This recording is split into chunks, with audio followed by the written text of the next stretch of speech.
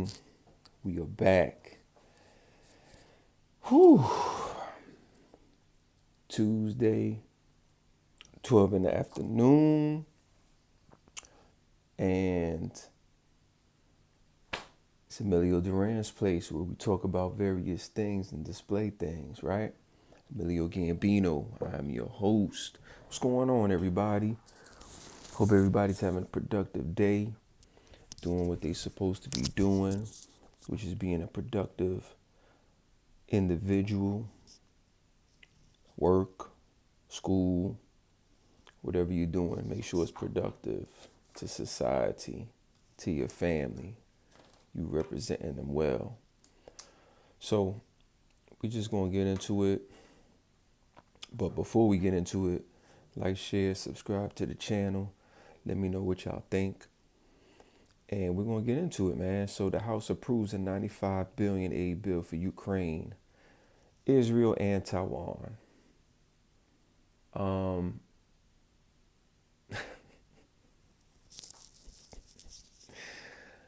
Oh man, I'll give my take and opinion at the end, but let's go ahead and read the story.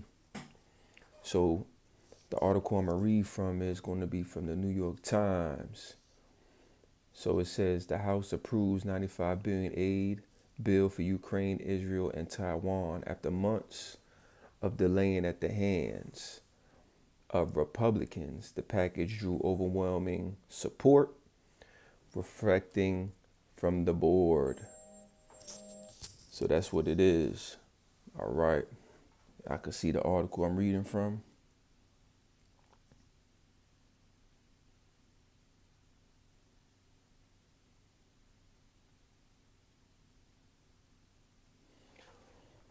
That's what's going on.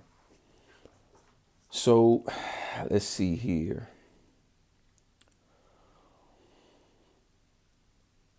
So this report was done by a person named Katie. She's reporting from the Capitol, and it was updated on April 21st, 2024. So it said, the House voted on Saturday to approve $95 billion in foreign aid for Ukraine, Israel, and Taiwan. It says here, in 4 back-to-back votes, overwhelming.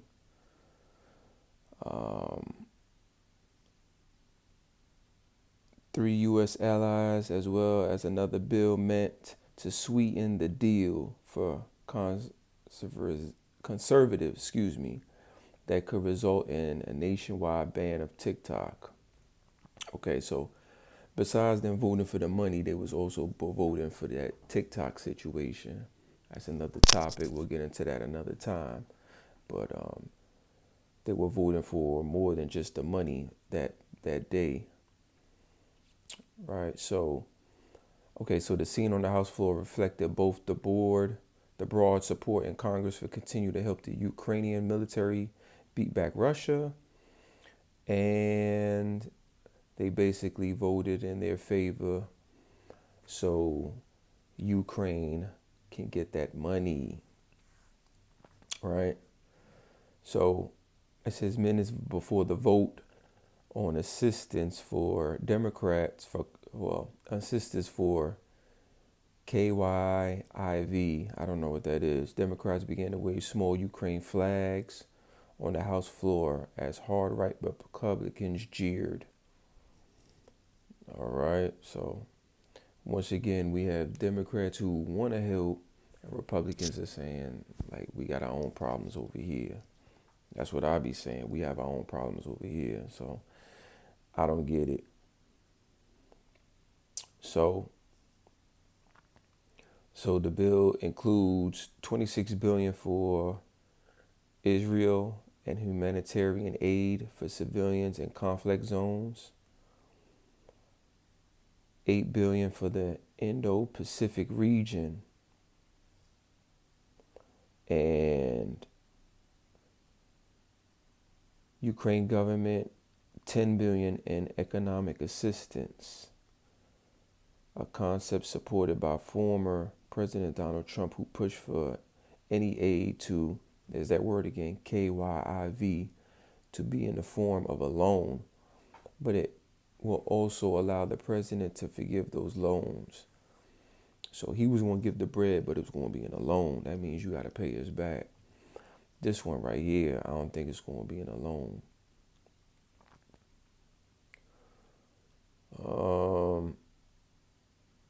So it says the Senate is expected to pass the legislation as early as Tuesday and send it to the president's desk, Biden.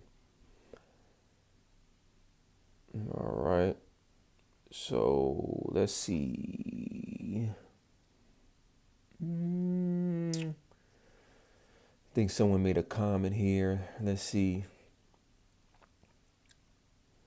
Republican of Texas and the chairman of the Foreign Affairs Committee, Michael McCall, said Saturday as the House debated the measure, "We cannot be afraid at this moment.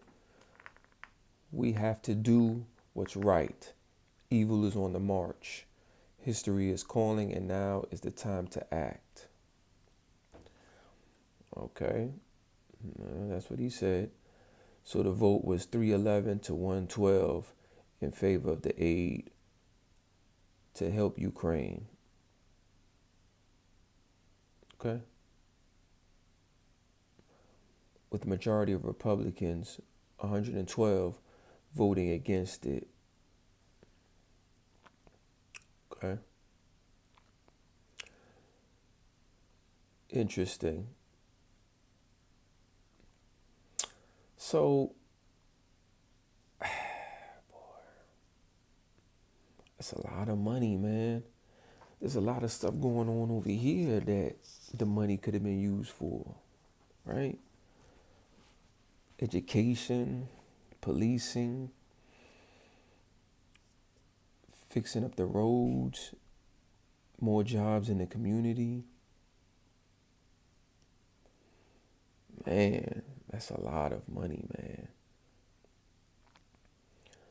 I'm not going to read it all, but y'all can see the article for yourselves.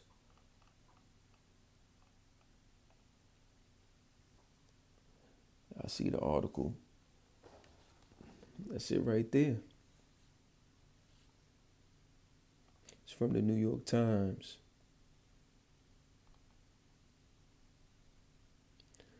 Majority of the stuff I was reading was from that article. I'm not trying to say we can't help people or help nobody, but I mean, we have our own issues and problems over here. We got homeless veterans on the street. They need help. You know, a lot of them are dealing with mental health issues. They need assistance. You know, I like to feel safe in my community. You know, policing, the school systems, and a lot of those major states are in shambles, right? They even running out of room from what I'm hearing.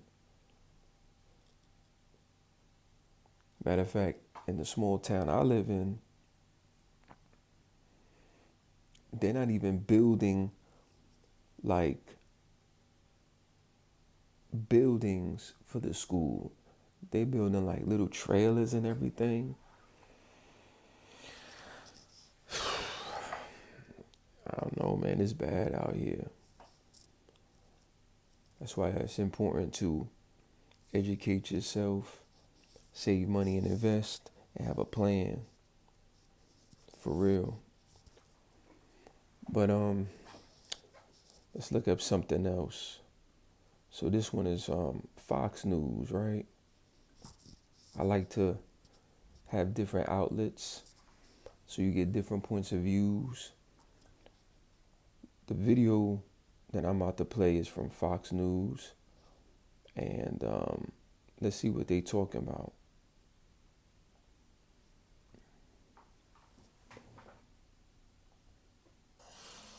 A critical test vote now underway on the foreign aid package for Ukraine, Israel, and Taiwan that's advanced by embattled House Speaker Speaker Mike Johnson. It's been quite a week down there on Capitol Hill. He's gotten some rare help from Democrats. Meanwhile, Johnson faces a revolt by some conservatives if he moves ahead with the plan. So how will this go? Senior congressional correspondent Chad Pergram is on Capitol Hill. Been counting the noses. What do you see? Dana, good morning. This vote is essential to put the aid bill on the floor. It's likely this procedural vote advances with help from Democrats. That's extremely rare in the House. Otherwise, the House would block the bill from coming to the floor. The majority's voice is being heard here on the House floor. Democrats are providing the votes necessary to advance this legislation to the floor, because at the end of the day, so much more is at stake here than petty partisanship. House conservatives are outraged. This is that crazy. They lean on Democrats to pass the bill. Johnson has consistently relied on Democrats to move major legislation, like plans to avert government shutdowns. The Speaker continues to diminish and weaken himself by passing all the significant legislation, predominantly Democrat votes. Thomas Massie of Kentucky opposed the GOP gambit for Ukraine and Israel in the Rules Committee last night. I'm concerned that the Speaker's cut a deal with the Democrats to fund foreign wars rather than to secure our border. Now, some conservatives demand that Johnson include border security in the package. Massey is on board with the plan. I forgot about that. Office. Right now, there are 13, I take it back, 16 Democratic yeas on the board on the Democratic side. That is extremely rare on a rule vote. That's a big deal. Dana? Bill? All right, well, pay attention to it. And they have votes tomorrow. That's unusual, but you'll be on top of it for us. Thank you, Chad. Yo, I forgot about the border. So they rather send the money over there than take care of our border situation.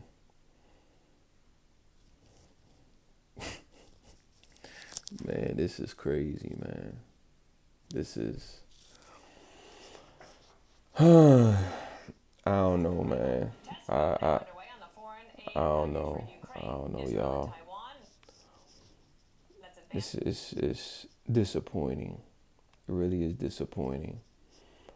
We got illegal people coming over the wall,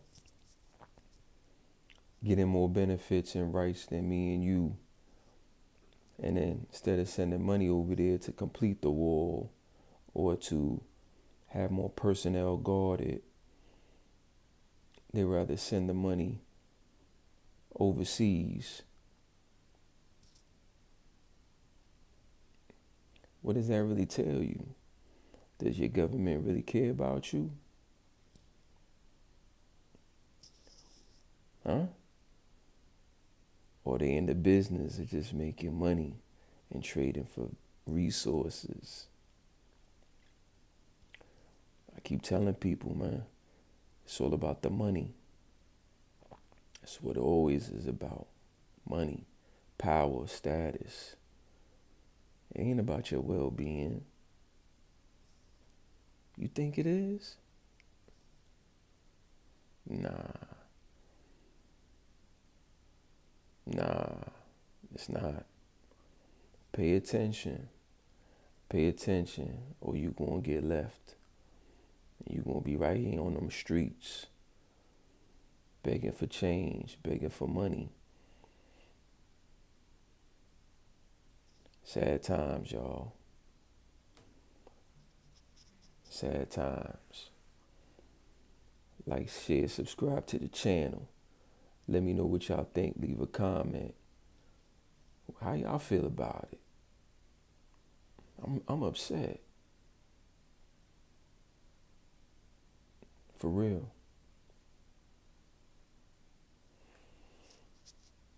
All right, y'all. Stay focused. Peace.